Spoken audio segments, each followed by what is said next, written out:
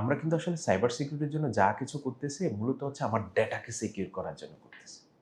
তার মানে free wifi ব্যবহার করার ক্ষেত্রে সবসময় হচ্ছে আপনার এই বিষয়টাকে আমাদের মাথায় রাখতে হবে। ক্যালিফোর্নিয়া অঙ্গরাজ্যে এপিআই ডেটাকে নিরাপদ রাখার জন্য CCP California consumers privacy act করা আছে। আপনার ডেটা আপনি যদি অ্যাক্সেস পেতে চান আমাকে পে করতে হবে। এটা আমাদের দেশে বিমান বাংলাদেশের সাথে এই সাইবার অ্যাটাকটা ঘটেছিল। তাহলে সেই জায়গায় আমি আসলে নিজেকে কিভাবে নিরাপদ রাখতে পারি? বাংলাদেশ পার্সপেক্টিভে প্রতিষ্ঠানগুলো আক্রান্ত হচ্ছে ফিশিং, ম্যালওয়্যার, ভাইরাস বিভিন্ন ধরনের এই জিনিসগুলো তো মোবাইলে মেসেজ পাঠিয়ে ব্যাংক অ্যাকাউন্ট থেকে কি টাকা নিয়ে যাওয়া সম্ভব কিনা?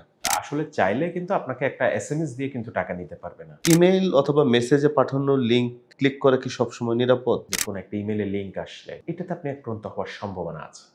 আজকের গল্পগ্রাফি পডকাস্টের অতিথি বাংলাদেশের অন্যতম সেরা একজন সাইবার সিকিউরিটি এক্সপার্ট জনাব আরিফ মঈনুদ্দিন, যিনি তার দক্ষতার জন্য আন্তর্জাতিক পর্যায়ে অসংখ্য সনদ এবং খ্যাতি অর্জন করেছেন। বর্তমানে তিনি ডিকোডস ল্যাব লিমিটেডের ব্যবস্থাপনা পরিচালক এবং cyberskillbd.com এর প্রতিষ্ঠাতা। আজকে তার সাথে আমরা আলোচনা করব সাইবার রিলেটেড ঝুঁকি এবং নিরাপত্তা নিয়ে।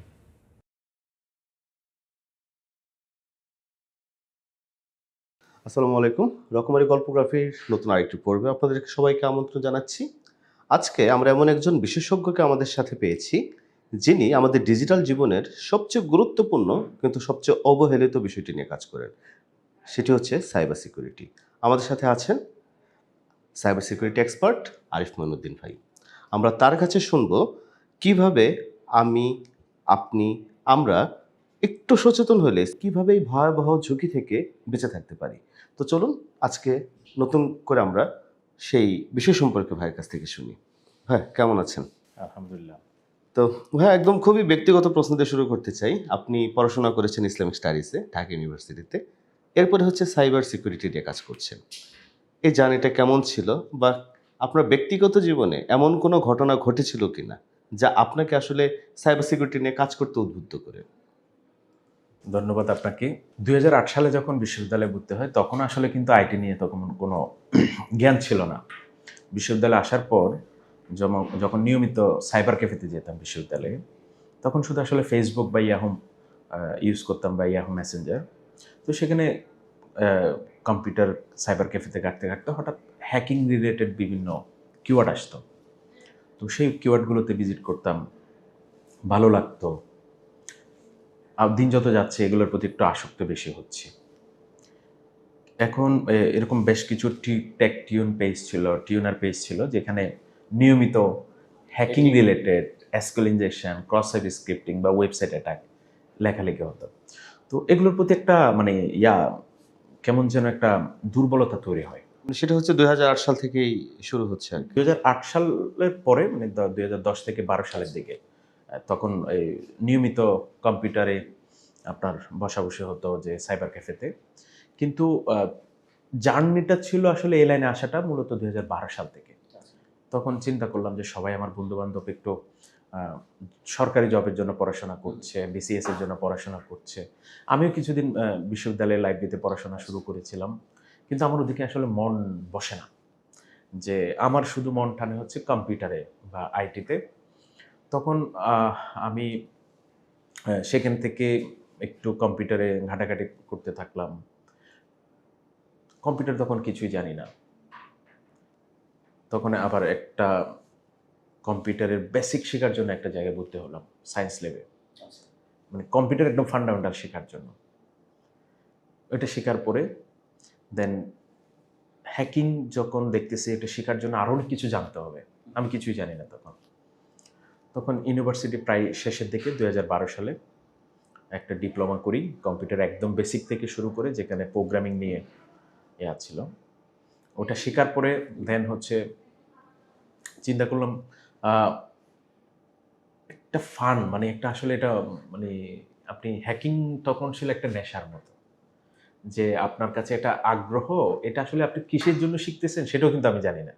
আচ্ছা। আমিও শিখতেছি সেটাও আমি জানি না। আমি শুধু এটা নিয়ে পড়ে আছি, এটা আমি জানি। বাট একটা পর্যায়ে এসে দেখলাম যে না, এটা নিয়ে তো তেমন কোনো কেউ ওইভাবে কোথাও ট্রেনিং করায় না বা এটা নিয়ে তেমন কোনো মাথামাতি নাই। বেশ কিছু অনলাইনে কিছু গ্রুপ ছিল ফেসবুকে, ওরা হ্যাকিং নিয়ে বিভিন্ন ওয়েবসাইটে অ্যাটাক করতো, তারপর সেখানে বিভিন্ন ধরনের পাবলিশ করতো, সেগুলোর প্রতি আবার একটু টান। পরে আমি একটা ডিপ্লোমা করি, ডিপ্লোমার মাধ্যমে আমার আইটির যেটা একদম বেসমেন্ট ছিল সেটা আমার মোটামুটি তৈরি হয়। আইডিবির ডিপ্লোমা যেটা প্রোগ্রামিংয়ের উপরে, ওয়েব ডেভেলপমেন্টের উপরে। এবং পরবর্তীতে আমি কিন্তু ওটা স্বীকার করে 15 সালে আবার একটা জবও করি, যে প্রোগ্রামিংয়ে একটা প্রতিষ্ঠানে 6 মাস চাকরিও করি। তখনও আমার হ্যাকিং মানে ঘাটাঘাটি শেখার নেশাটা ছিল। পরে চিন্তা করলাম যে না, এটা দিয়ে তো আসলে কেরিয়ার করা যাবে। তখন একদম সাইবার সিকিউরিটি 15 সাল থেকে একদম টোটালি একদম ওই জবটাও ছেড়ে দিছি। দেওয়ার পরে হচ্ছে সাইবার সিকিউরিটি। মানে আপনার প্রথম জব ছিল হচ্ছে যে হ্যাকিং বা সাইবার সিকিউরিটি রিলেটেডই ছিল? না, আমার প্রথম জবটা ছিল হচ্ছে ওয়েব ডেভেলপমেন্ট, ওয়েবসাইট ডেভেলপ করা। এই ওয়েবসাইট ডেভেলপ করা নিয়ে প্রথম জব ছিল। আর হ্যাকিং নিয়ে কাজ করার বা সাইবার সিকিউরিটির জায়গাটাতে আপনি কাজ করা শুরু করলেন 2015 সাল থেকে। ওকে। তো কাজ করতে গিয়ে ভাই আপনার অভিজ্ঞতা কেমন ছিল? প্রথম যখন একটা প্রতিষ্ঠানে জব করি, সেটা হচ্ছে তাও ইথিক্যাল হ্যাকার সাপোর্ট হিসেবে। ওরা বিভিন্ন ধরনের ইন্টেলিজেন্স সলিউশনগুলো ওরা প্রোভাইড করে থাকে বিভিন্ন পুলিশ, ল এনফোর্সমেন্ট, গোয়েন্দা সংস্থার কাছে। তাদের ওই সাপোর্টে গিয়ে আমি অনেক কিছু আসলে শিখতে পারি, এবং ওখান থেকে নিউ কিছু এক্সপেরিয়েন্স আমার কাছে যুক্ত হয়। এবং ওই এই যে শেখাটা আসলে এখনও আমরা শিখছি, মানে এটা আসলে শেখার শেষ নাই সাইবার সিকিউরিটিটা। তো ভাই মানে সাইবার সিকিউরিটি সম্পর্কে আমাদের আসলে তো ধারণা আমার যেটা মনে হয় অনেকেরই ধারণা আসলে খুবই কম। আমি শুরুতেই যেটা বলছিলাম যে সবচেয়ে গুরুত্বপূর্ণ কিন্তু বাট অবহেলিত বিষয়। তো সাইবার সিকিউরিটি বিষয়টা নিয়ে একটু যদি আমাদের দর্শকদেরকে আপনি একটা ধারণা দিতেন। ওকে, সাইবার সিকিউরিটি বা আমরা যদি বলি সাইবার নিরাপত্তা, পুরো আপনার একটা প্রতিষ্ঠানের একটা ইনফ্রাস্ট্রাকচার আছে। লাইক আপনার ইনফ্রাস্ট্রাকচার মানে আপনার একটা কম্পিউটার আছে, আপনার একটা সার্ভার আছে, আপনার একটা নেটওয়ার্ক আছে, আপনার সেই কম্পিউটারে আপনার ডেটা আছে, সবগুলো মিলিয়ে হলো একটা ইনফ্রাস্ট্রাকচার। এবং আপনি সেটা থ্রু ইন্টারনেট আপনি অ্যাক্সেস করছেন। এখন এই ইনফ্রাস্ট্রাকচারে আপনার বিভিন্ন ধরনের অ্যাটাক আসতে পারে, সাইবার রিলেটেড অ্যাটাক। তো সাইবার রিলেটেড বিভিন্ন ধরনের অ্যাটাক আসতে পারে। এটার থেকে পরিত্রাণ পাওয়ার জন্য, মানে অ্যাটাকটাকে আপনি মিনিমাইজ করার জন্য আপনি প্রতিরোধ হিসাবে সাইবার নিরাপত্তা প্রয়োজন ওই ইনফ্রাস্ট্রাকচারের উপরে। তো এই যে আপনি একটা প্রোঅ্যাক্টিভ অ্যাপ্রোচ নেবেন, যে আপনার সিস্টেমে কেউ যাতে অ্যাটাক করতে না পারে, আপনি তার ওই সিস্টেমের দুর্বলতাগুলো খুঁজে বের করে সেগুলোকে মিনিমাইজ করে ভালনারেবিলিটিসগুলোকে কমিয়ে নিয়ে এসে আপনি যে এতে একটা মিটিগেশন দিবেন, সেটা আসলে হচ্ছে সাইবার নিরাপত্তা বা সাইবার সিকিউরিটি। তো সেক্ষেত্রে একটা প্রশ্ন হচ্ছে যে অনেকেই করতে পারে যে আমি তো সাধারণ একটা মানুষ, আমি তেমন গুরুত্বপূর্ণ কেউ না। তা আমারও কি সাইবার সিকিউরিটি দরকার আছে কিনা? বা আমি কিভাবে নিরাপদ থাকবো?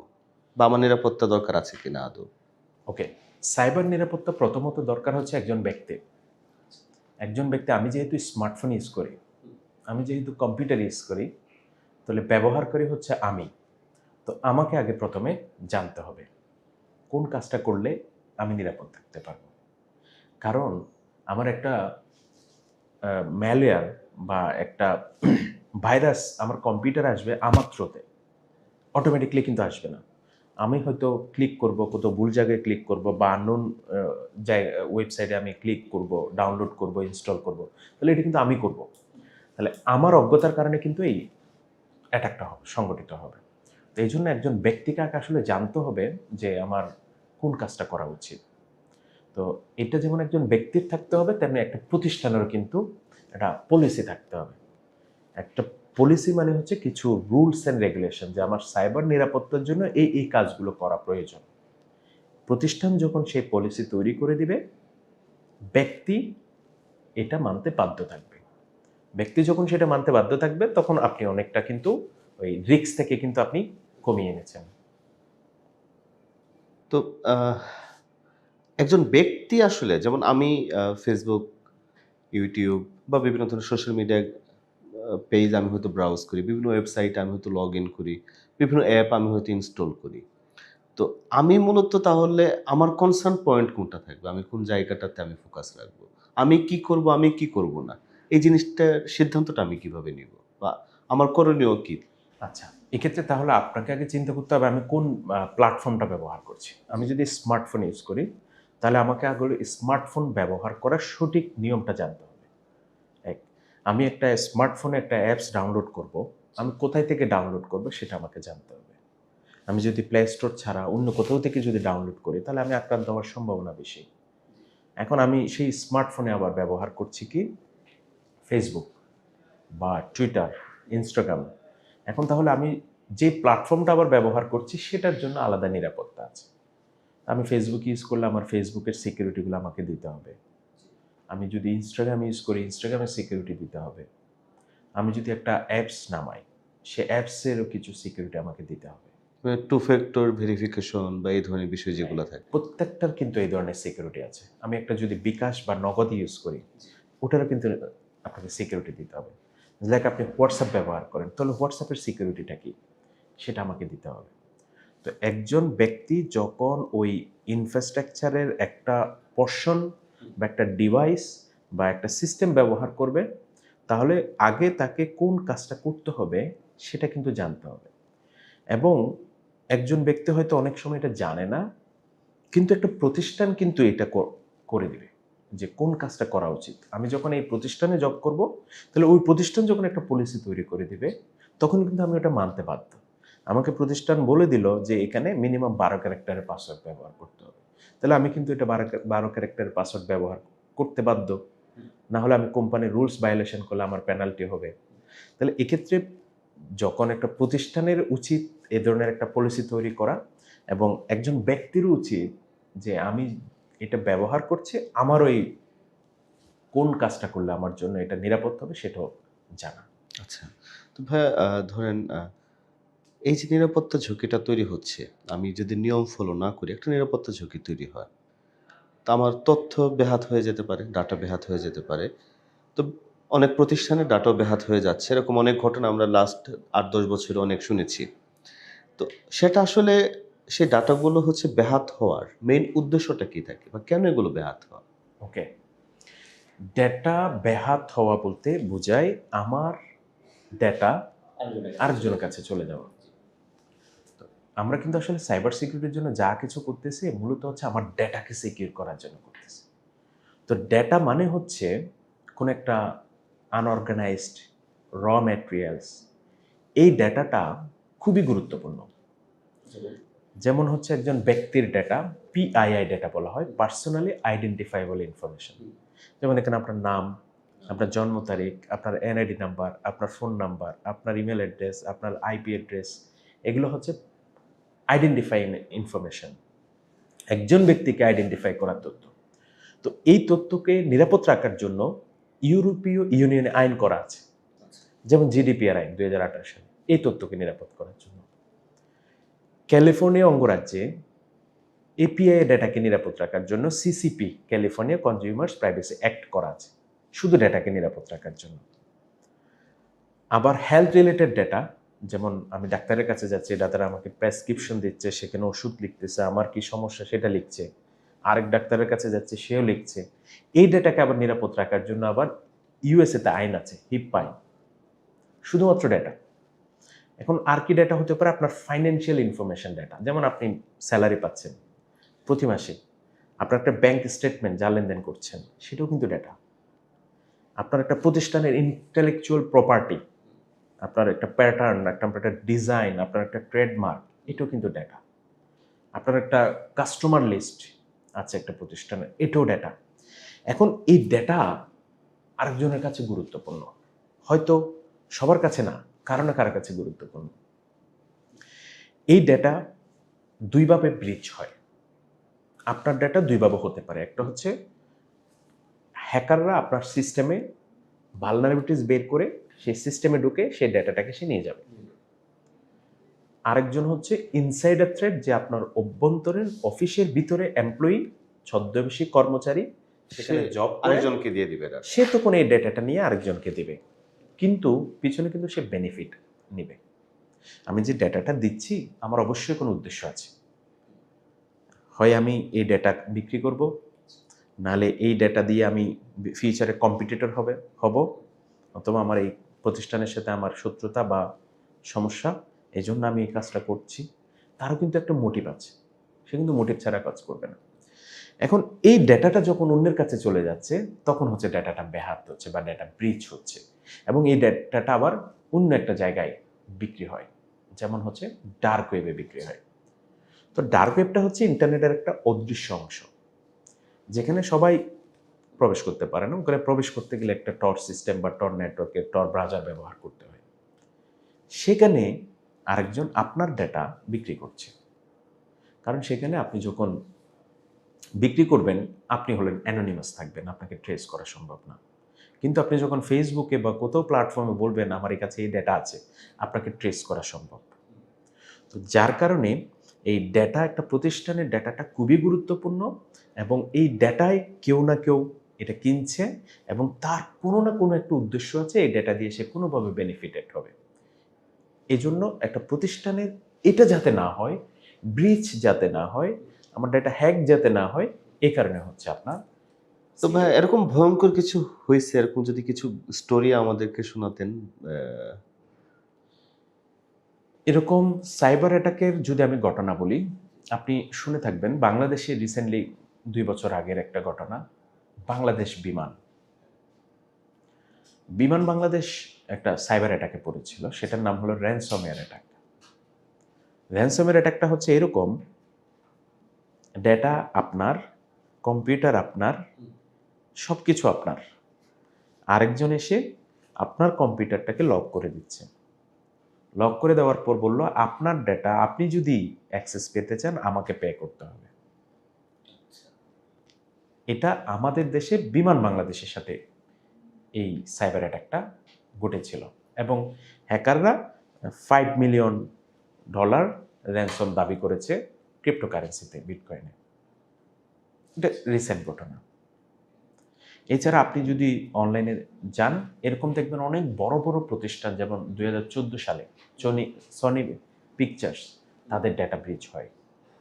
এয়ার ইন্ডিয়া, এতে ডেটা ব্রিচ হয়। 2019 সালে ফেসবুকের 533 মিলিয়ন ডেটা ব্রিচ হয়, যার মধ্যে বাংলাদেশের 38,16,000 ডেটা আছে, যেখানে নাম, phone number, date of birth, জন্ম তারিখ, তারপর হচ্ছে আপনার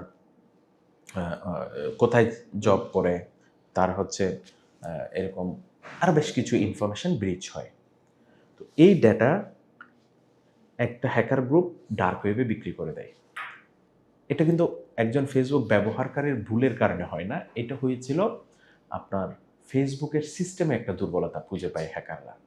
সেই দুর্বলতাটা ব্যবহার করে সেই সিস্টেমে অ্যাক্সেস নেয়, এবং অ্যাক্সেস নেওয়ার পর সেই ডেটাটাকে সে ব্রিচ করে ডার্ক ওয়েবে এটা বিক্রি করে দেয়।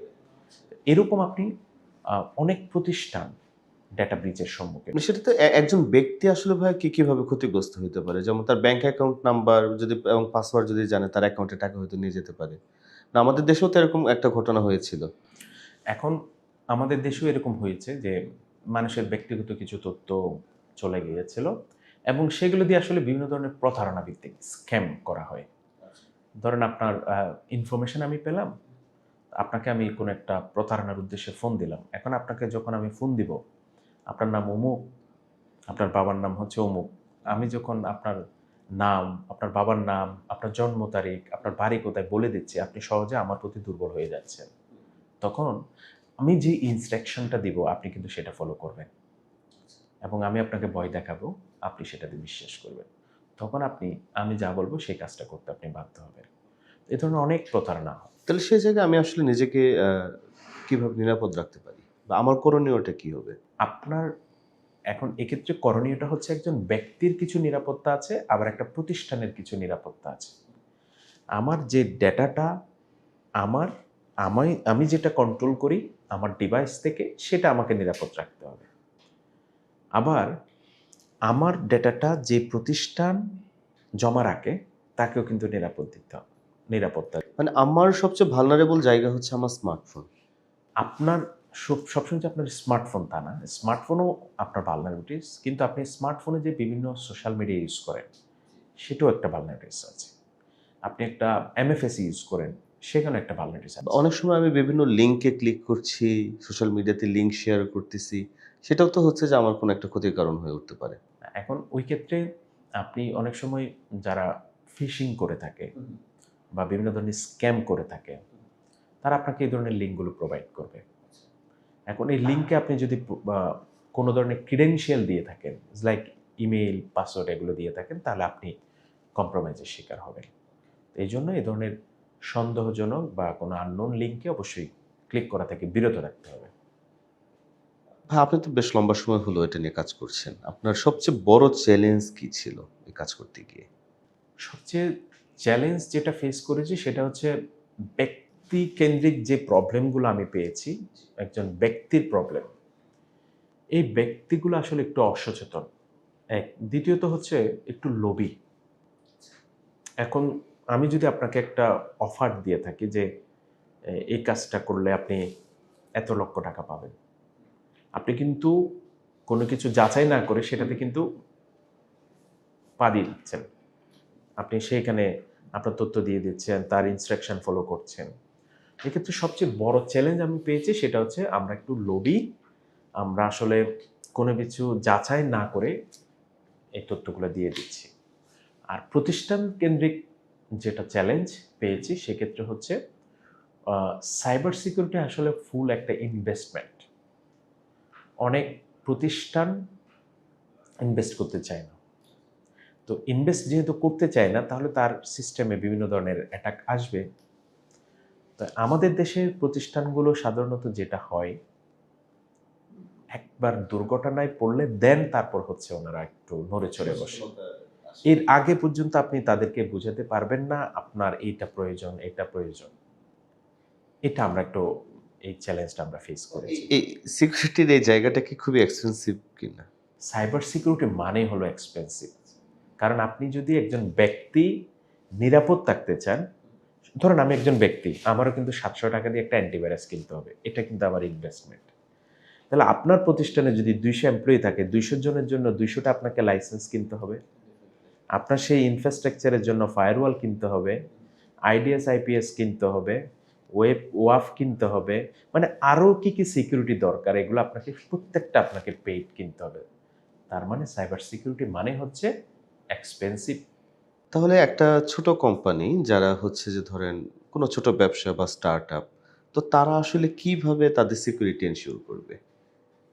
একটা ছোট টিম দিয়ে কি আসলে এটা এফোর্ড করা পসিবল কিনা? বা সেক্ষেত্রে আসলে মেইন বা ইম্পোর্টেন্ট জিনিস কি হতে পারে? এখন এখন এটা নির্ভর করবে একটা প্রতিষ্ঠানের উপরে সে কী ধরনের সার্ভিস দিয়ে থাকে। ৫ জন মিলেও একটা প্রতিষ্ঠান হতে পারে, ৫০০ জন মিলেও হতে পারে। এখন সেক্ষেত্রে আমি যে ৫ জনের কথা বলছি, তাদের আসলে ইনফ্রাস্ট্রাকচারটা কী আছে, সেটার উপরে নির্ভর করে কিন্তু ওনাদেরকেও চিন্তা করতে হবে। এখন অনেক ছোট প্রতিষ্ঠান আছে, তারা ৫ জনে মিলে ৫ জনের ৫টা ল্যাপটপ দিয়ে ওরা আসলে অনেক ভালো কাজ করতেছে। বিভিন্ন অ্যাপ ডেভেলপ করতেছে। তো তাদের ছোট প্রতিষ্ঠান হিসেবে ছোট ধরনের ইনভেস্টমেন্ট করতে হবে। যেমন একটা বড় প্রতিষ্ঠানের যখন বড় ইনফ্রাস্ট্রাকচার হবে, তার কাছে বেশি ডেটা থাকবে, অবশ্যই তাকে সেই বেশি ডেটার জন্য তাকে ওইভাবে আপনাকে সিকিউরিটির জন্য মানে আপনার ইনভেস্টমেন্ট প্ল্যান সাজাতে হবে। ভাই, বাংলাদেশে সাইবার অপরাধ আসলে কেমন বেড়েছে? আপনার অভিজ্ঞতা কি বলে? সাইবার ক্রাইম অ্যাওয়ারনেস ফাউন্ডেশন নামে একটা প্রতিষ্ঠান আছে, যারা প্রতি বছর আপনার বিভিন্ন ধরনের ভিকটিমের উপরে সার্ভে করে একটা রিপোর্ট পাবলিশ করে। সেখানে আপনি দেখবেন প্রতি বছর কেন্দ্রিক গত বছরের চেয়ে এবছর কিভাবে আসলে বেড়েছে।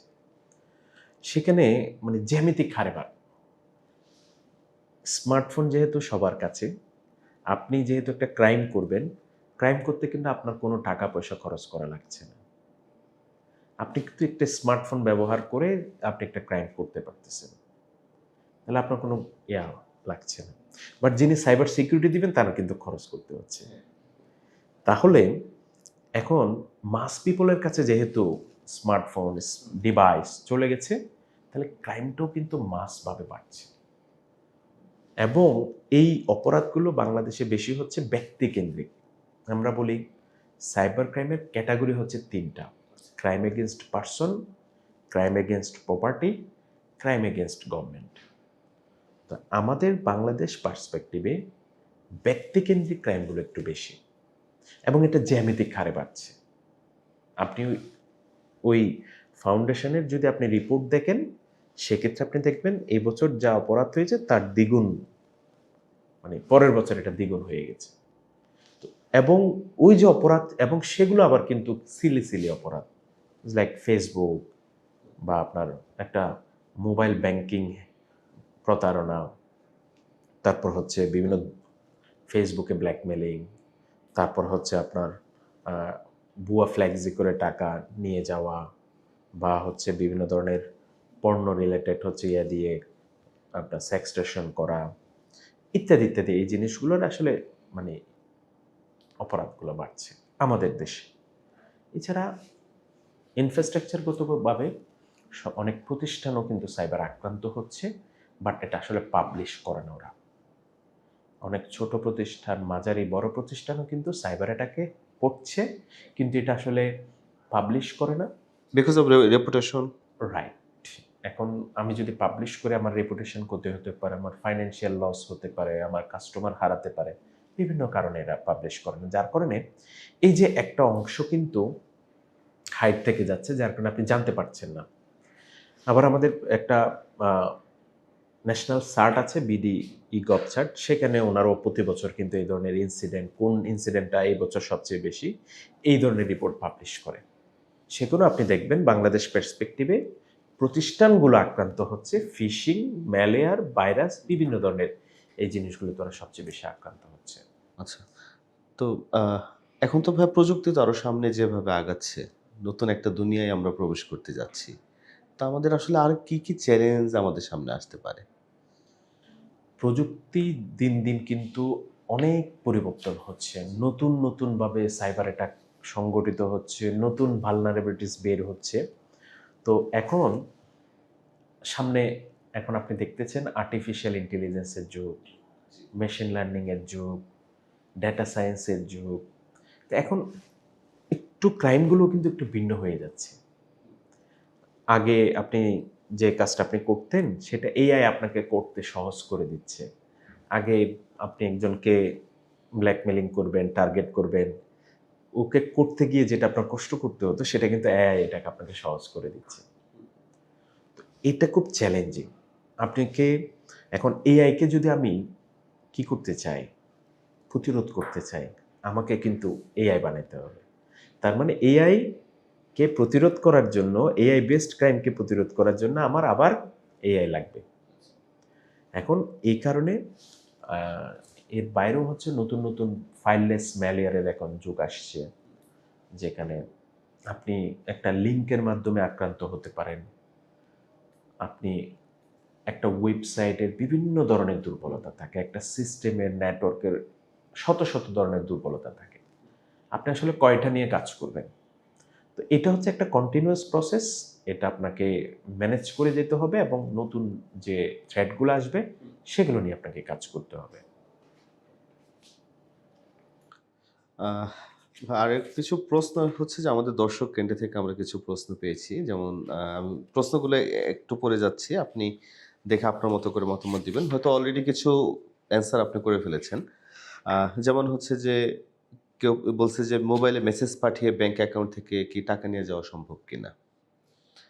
আমি ভাব প্রশ্নগুলো পড়ে যাই, আপনি এরপর ইয়ে করেন। তারপরে হচ্ছে যে ফোনে অফারের মেসেজ তথ্য দিয়ে কি আমার অ্যাকাউন্ট হ্যাক করতে পারে কিনা। তারপরে ফোনে বিভিন্ন অ্যাপের মাধ্যমে হ্যাকিং করা সম্ভব হয় কিনা। ওয়াইফাইয়ের মাধ্যমে আমার কি ধরনের তথ্য তারা সংগ্রহ করতে পারে। তারপর আমার ব্যাংক অ্যাকাউন্টের পাসওয়ার্ড ভুলে গেলে বা পরিবর্তন করলে কি ক্ষতি হবে কিনা যদি আমি বারবার পরিবর্তন করতে থাকি। ইমেইল অথবা মেসেজে পাঠানোর লিঙ্ক ক্লিক করা কি সবসময় নিরাপদ? এই ধরনের প্রশ্নগুলো এসেছে। তো এগুলো যদি একটু ভাই আপনি আপনার মতো করে অ্যান্সার দিতেন।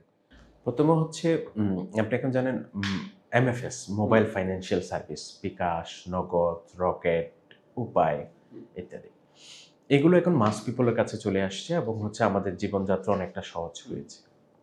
কিন্তু এক্ষেত্রে এটার যে ভালনারেবিলিটিসগুলো, এটা এই সুযোগটাকে কাজে লাগাচ্ছে এক ধরনের প্রতারক, যেটা আমরা বলি বিকাশ প্রতারক বা হচ্ছে নগদের প্রতারক।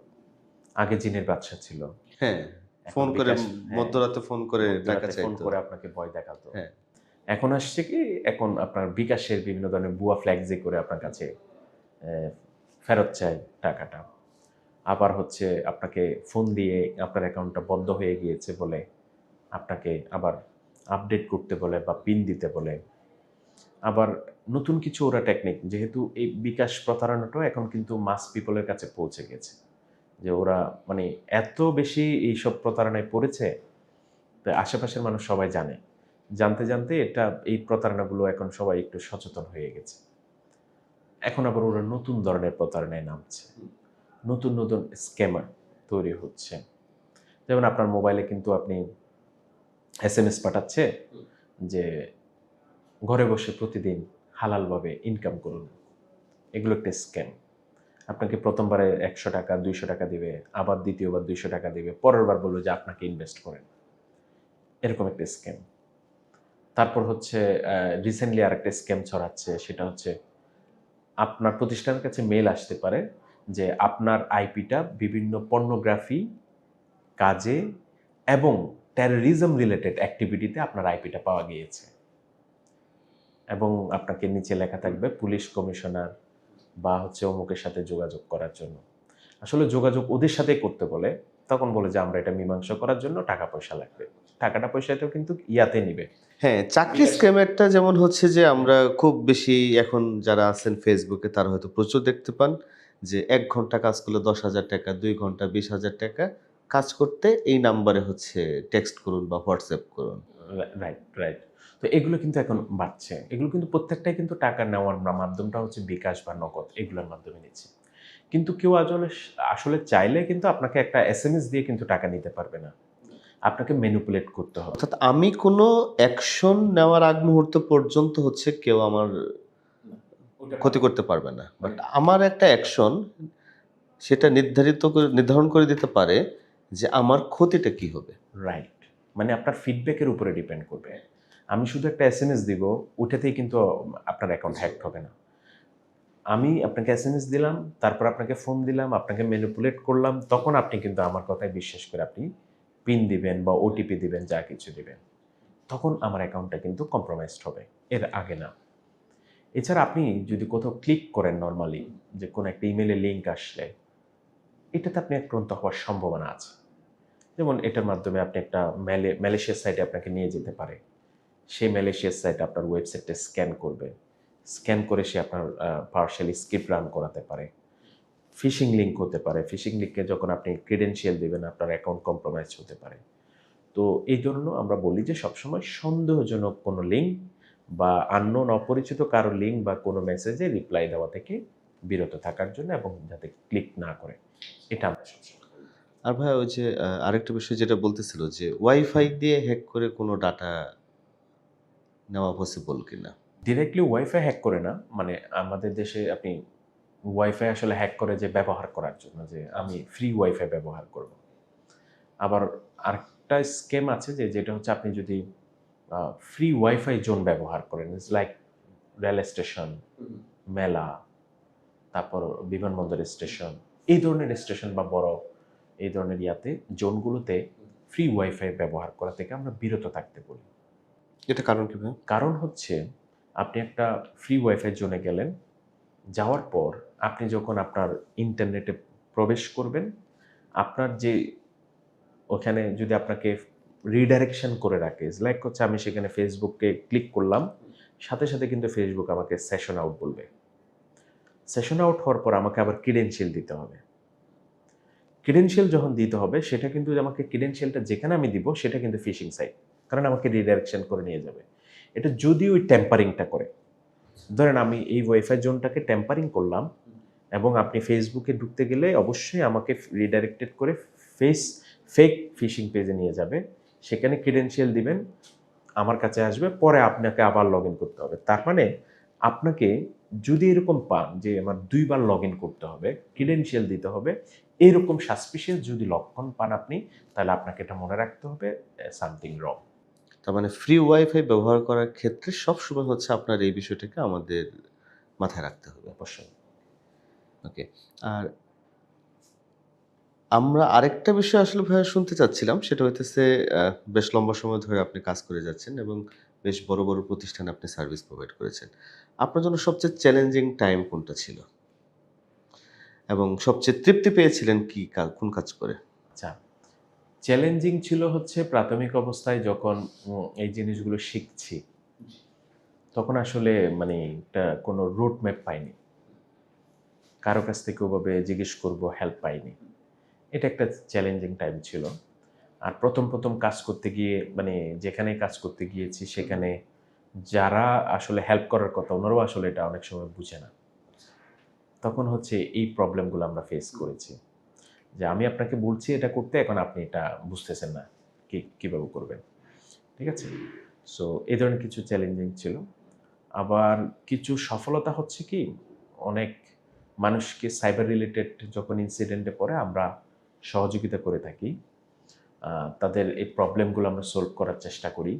এরকম আমরা অনেক কেস কাজ করেছি যে তখন হচ্ছে যখন আসলে এই ধরনের একটা অ্যাকাউন্ট হ্যাকড হয়ে গেলে রিকভার করে দিলে বা ইনভেস্টিগেশন করার পর তাদের যখন এই একটা সুন্দর হাসি দেয় বা ওনারা যখন হচ্ছে কৃতজ্ঞতা প্রকাশ করে, হ্যাঁ, এরকম একটা ঘটনা আছে যে আমি তার একটা হেল্প করেছিলাম, সে আমাকে শুধু দুবাই থেকে আমাকে শার্ট পাঠিয়েছে,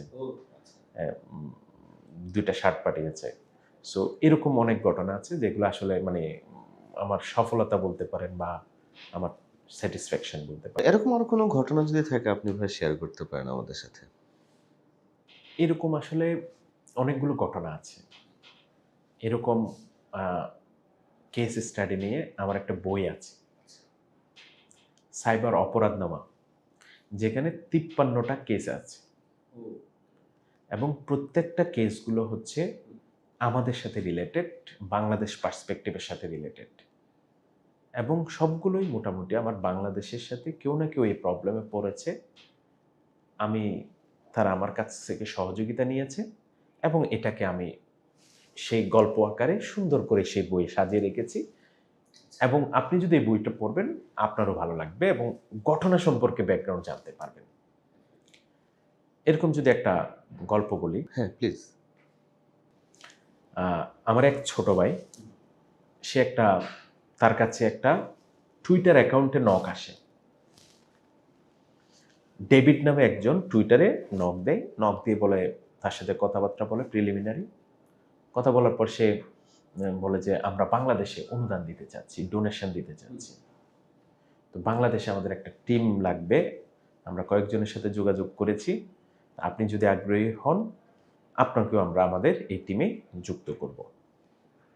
এবং সেই ছোটো ভাই আমার ঢাকা ইউনিভার্সিটির, সে খুব আগ্রহ ফিল করে, সে রেসপন্স করে এবং তাকে বলে যে আমাদের সাথে কাজ করতে গেলে আপনি এত লক্ষ টাকা বেতনও পাবেন, প্রায় ২.৫ লক্ষ টাকা তাকে স্যালারি দেবে। এবং সে এটা তো রাজি হয়, রাজি হওয়ার পরে তার সাথে কথাবার্তা চলে এবং হচ্ছে সেই টুইটার অ্যাকাউন্ট থেকে তাকে নক দেয় যে আমরা আপনাকে ১ মাসের অগ্রিম স্যালারি, একটা আইফোন এবং হচ্ছে একটা ম্যাক আমরা আপনাকে পাঠাচ্ছি বাংলাদেশে, আপনি এটা রিসিভ করবেন, যেহেতু এখন আপনি আমাদের সাথে কাজ করবেন আমাদের টিমের।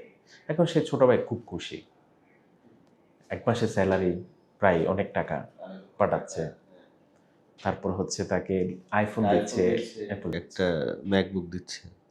এখন ২ দিন পরে তার কাছে একটা ফোন আসে, পরিচয় দেয় অপর পাশ থেকে যে আমি এয়ারপোর্ট থেকে শুল্ক ও গোয়েন্দা বিভাগ থেকে বলছিলাম, আপনার নামে এরকম একটা পার্সেল আসছে, তা আপনি পার্সেলটি আপনার কিনা? সে বলছে হ্যাঁ আমার। তো পার্সেলটি আসলে এখানে একটা সরকারি কোনো ফি দেওয়া হয় নাই, ট্যাক্স দেওয়া হয়নি। তো আপনাকে এই ট্যাক্স ফিটা পরিশোধ করে মালটা আপনাকে রিসিভ করতে হবে। কত টাকা? কয় ৬০,০০০ টাকা দিলে। সে ম্যানেজ করে ৬০,০০০ টাকা ম্যানেজ করেছে, দিয়ে দিল। আবার ১ ঘন্টা পরে তার কাছে ফোন আসছে যে কাস্টমস থেকে। সেমভাবে তাকে বোঝায় যে আপনার নামে যে পার্সেলটা আসছে সেখানেও একটা সরকারি একটা ফি, ডিও আছে। এই ফিটা আপনাকে যদি ৩৫,০০০ টাকা দেন আপনি মালটা ডেলিভারি পাবেন। সে এটাও ম্যানেজ করে। এরপরে তাকে আবার ফোন দেয় ইমিগ্রেশন পুলিশ থেকে। ইমিগ্রেশন পুলিশ থেকে ফোন দিয়ে বলে যে আপনার যে পার্সেল আসছে সেই পার্সেলে ডলার পাওয়া গেছে, এখন ডলার বাংলাদেশে আনা অবৈধ, আপনার 7 বছরের জেল হবে। কি করতে হবে? মীমাংসা করতে হবে, তাহলে আপনাকে 55,000 টাকা দিতে হবে। এভাবে করে তার কাছ থেকে প্রায় 3বার কি 4বার তার কাছ থেকে টাকা নিয়েছে। পরে সে তখন বুঝতে পারে যে না, আমি তো ফ্রডে পড়েছি। সেটা জানার পর সাথে সাথে আমাকে ফোন দেয় যে ভাই এরকম আমার, বাট সে কি ভেরিফাই করে নাই যে সেটা? এবং আপনার ভেরিফাই সব কিছুই করেছে, সে টুইটারে সব কমিউনিকেশন করেছে, এবং আপনাকে ছবির যে একটা পার্সেল যে তাকে রেডিমেড করে দিয়েছে, পার্সেলে যে তার নাম, ডেলিভারি সব কিছু আছে, ছবি টবি দিয়েছে, এবং আপনাকে বিশ্বাসযোগ্য করার জন্য যা কিছু করা দরকার, এমনকি মানির রিসিপ্ট পর্যন্ত তাদেরকে দেখিয়েছে যে যে এই যে মানি রিসিপ্ট তাকে হোয়াটসঅ্যাপে পাঠিয়েছে। এটা হচ্ছে পার্সেল ফ্রড।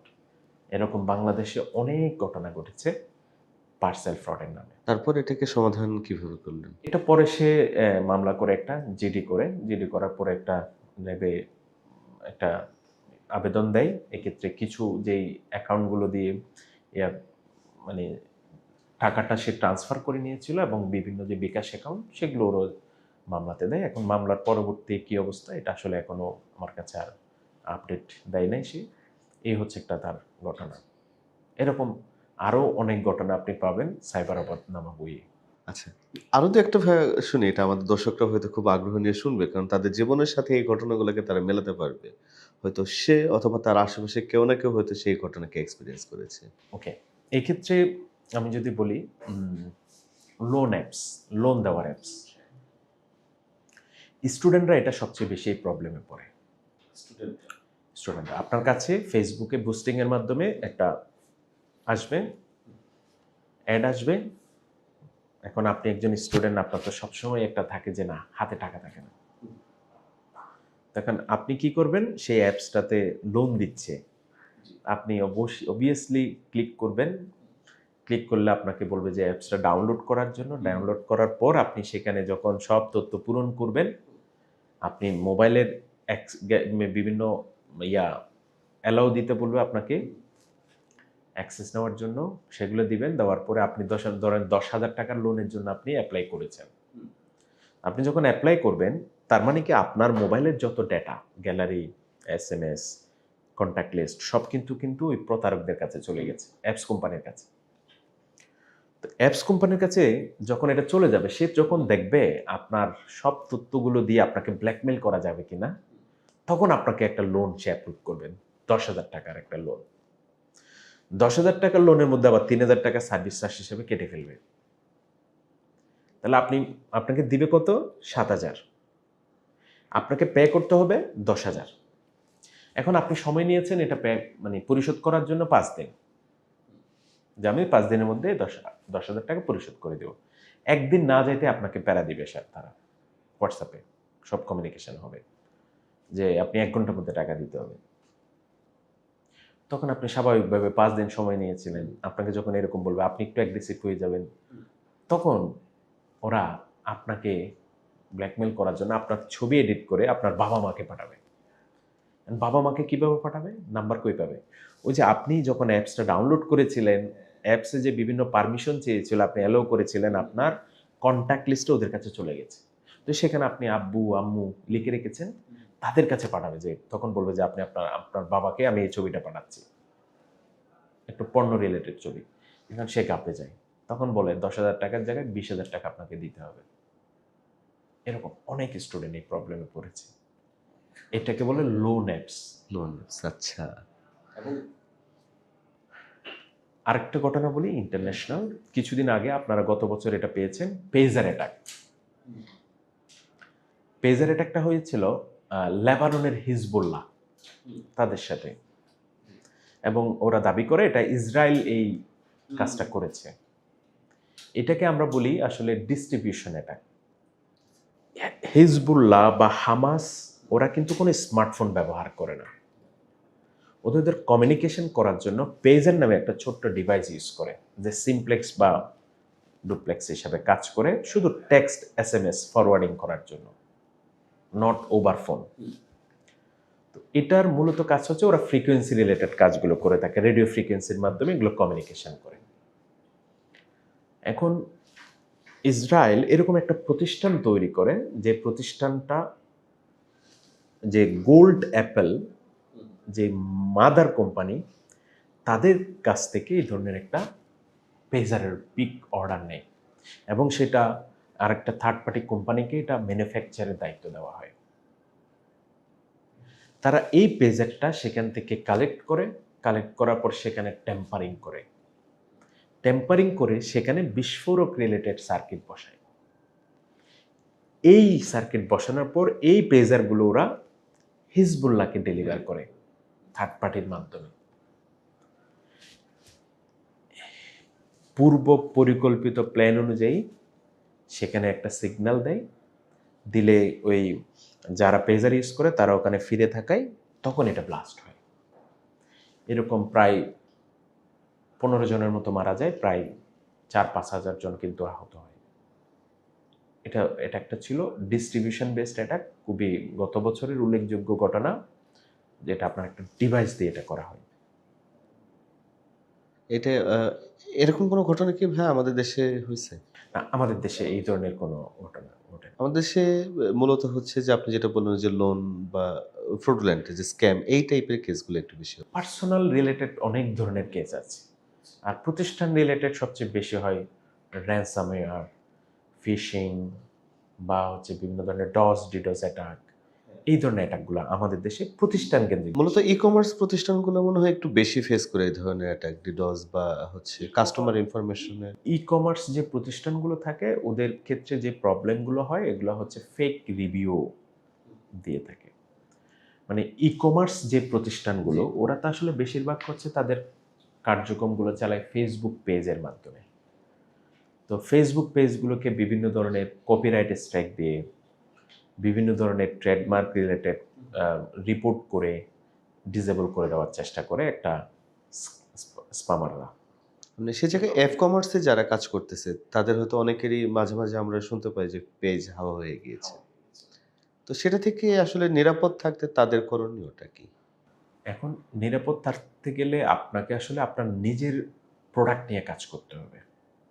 আপনি যখন অন্যের প্রোডাক্ট নিয়ে কাজ করবেন তখন সেক্ষেত্রে আপনার যদি প্রপার মানে যদি কপিরাইটের ওই ইস্যুগুলো আপনি সলভ না করেন তাহলে কিন্তু আপনার এই প্রবলেমগুলো তৈরি হবে। কারণ অনেকের পেজ মানে আমরা যেহেতু এই ইন্ডাস্ট্রিতে কাজ করছি আমরা জানি যে অনেকের পেজ আপনার হাওয়া হয়ে গিয়েছে এবং আপনার কাছে হয়তো এরকম অনেক ঘটনা আসছে যেগুলা বলছে যে আমার পেজটা একটু রিকভারি করে দেন। এক্ষেত্রে আমরা এই কাজগুলো করে থাকি। কোনো ধরনের ইনসিডেন্ট হলে আমাদের কাছে আসলে আমরা এই কাজগুলো হেল্প করি। তো এরকম অনেক ঘটনা আছে যে আপনার বিভিন্ন ধরনের ভায়োলেন্স বা আপনার কপিরাইট, ট্রেডমার্ক রিলেটেড, তারপর হচ্ছে sexual related, graphic violence related বিভিন্ন ধরনের ক্যাটাগরি আছে। তো যখন কোনো প্রোডাক্ট আপনি দিচ্ছেন, সেই প্রোডাক্ট যখন আপনার না, সেই প্রোডাক্টে যখন অন্যের লোগো, তখন ওই সুযোগটা হচ্ছে থার্ড পার্টি নিয়ে থাকে। তখন সেটাকে ব্যবহার করে সেটা রিপোর্ট করে। তখন আপনার পেজটা ডিসেবল করে দেয় বা রেস্ট্রিকশন দিয়ে দেয়। এই ধরনের। তো বেশিরভাগ দেখবেন ই কমার্স প্রতিষ্ঠান আসলে অন্যের প্রোডাক্ট নিয়ে কাজ করে। তো যার কারণে এদেরকে এই ধরনের প্রবলেমগুলো আসলে ফেস করতে হয় আর কি। এই ক্ষেত্রেও মানে ওনাদের জন্য পরামর্শ হচ্ছে পেজগুলোকে আসলে যথাযথভাবে নিরাপদ রাখার ক্ষেত্রে নিজের আইডিও সুরক্ষিত রাখতে হবে। ফেসবুক পেজে ফেক কোনো লাইক নেওয়া যাবে না। তারপর হচ্ছে আপনার নিজের যে প্রোডাক্টগুলো মানে নিজস্ব যে প্রোডাক্ট এগুলোকে বেশি প্রমোট করতে হবে। থার্ড পার্টি কোনো লিঙ্ক, থার্ড পার্টি কোনো পিকচার, থার্ড পার্টি কোনো ভিডিও এই জিনিসগুলোতে আপলোড করা যাবে না। কারণ এগুলো যখন করবে তার পেজের অনেক ধরনের সমস্যা তৈরি হবে। ওকে ভাই, অনেক ধন্যবাদ আমাদের এত সময় দেওয়ার জন্য। তো আমরা প্রায় অনুষ্ঠানের শেষ দিকে চলে এসেছি। তো দর্শকদের উদ্দেশ্যে ভাই যদি আপনি কিছু বলতে চান। এখন সবার জন্য পরামর্শ হচ্ছে প্রযুক্তি যেহেতু আগাচ্ছে, আমাকে কিন্তু প্রযুক্তিকে ইগনোর করতে পারবো না। এখন অনেকে আমরা বলি যে এত সমস্যা, স্মার্টফোন ইউজ না করলে কি হয়? আসলে আপনি তো কোনো সমস্যার জন্য গলা কেটে ফেলতে পারবেন না। আপনাকে যেটা করতে হবে, আমি স্মার্টফোনে ব্যবহার করব, বাট আমি সঠিকভাবে ব্যবহার করব। তাহলে আমাকে জানতে হবে কোন কাজটা করা যাবে, কোন কাজটা করা যাবে না। আমরা যত ধরনের মানে একটা স্মার্টফোন বা একটা ল্যাপটপ, একটা ডিভাইস নিরাপদ রাখার জন্য মিনিমাম যে জিনিসগুলো জানা প্রয়োজন, এগুলো আমরা জানার চেষ্টা করব। কারণ সাইবার নিরাপত্তা আমাদের জন্য খুবই গুরুত্বপূর্ণ। এটা একজন ব্যক্তির জন্য যেমন প্রয়োজন, একটা প্রতিষ্ঠানের জন্য তেমন প্রয়োজন। তো এই জন্য আমরা এই জিনিসগুলো জানার চেষ্টা করব। আর একটা প্রতিষ্ঠানের জন্য হচ্ছে তাদের সাইবার সিকিউরিটির জন্য সঠিক রূপরেখাটা তৈরি করা, পলিসি তৈরি করা। নাহলে সাইবার ইনসিডেন্ট এগুলো সংগঠিত হতে থাকবে। কারণ সাইবার ইনসিডেন্টটা হচ্ছে এটা ম্যানেজেবল একটা বিষয়, এটা সলভেবল কোনো বিষয় না। আপনাকে এটা ম্যানেজ করে যেতে হবে। তো আপনি যদি এটার সাথে অ্যাডজাস্ট না হন, প্রযুক্তির সাথে অ্যাডজাস্ট না হন, নতুন নতুন সিকিউরিটি সিস্টেমগুলো যদি ইমপ্লিমেন্ট না করেন, আপনার ডেটা আপনি হারাবেন এবং আপনার ডেটা যে কোনো সময় আপনি ইনসিডেন্টে পড়বেন। আমরা আরও যেটা করে থাকি, পাইরেটেড সফটওয়্যারগুলো বেশি ব্যবহার করি। আমরা এইগুলোর থেকে আমরা একটু কম ব্যবহার করার চেষ্টা করব এবং মানে এমন অনলাইন বা বিভিন্ন জায়গায় বিভিন্ন প্ল্যাটফর্মে যে কোনো জিনিস দেখলেই যে শেয়ার করি, সেগুলো থেকে আমাদেরকে বিরত থাকতে হবে। অনেক ধন্যবাদ ভাইয়া, আপনার দেওয়া তথ্যগুলো সত্যিই অসাধারণ। আশা করি আজকে যারা আমাদের এই পর্বটি দেখছেন তাদের জীবনে কতটুকু ভূমিকা রাখবে জানি না, তবে ইনিশিয়াল অ্যাওয়ারনেস যদি আমরা তৈরি করে থাকতে পারি, তো আমরা মনে করব যে আজকে আমাদের প্রোগ্রামের সফলতা এটাই। আপনারা ডিজিটালি নিরাপদ থাকুন, ফিজিক্যালি নিরাপদ থাকুন, ভালো থাকুন, সুস্থ থাকুন। দেখা হবে আমাদের নতুন আরেকটি পর্বে, নতুন কোনো গল্প নিয়ে, নতুন কোনো অতিথির সাথে। আসসালামু আলাইকুম।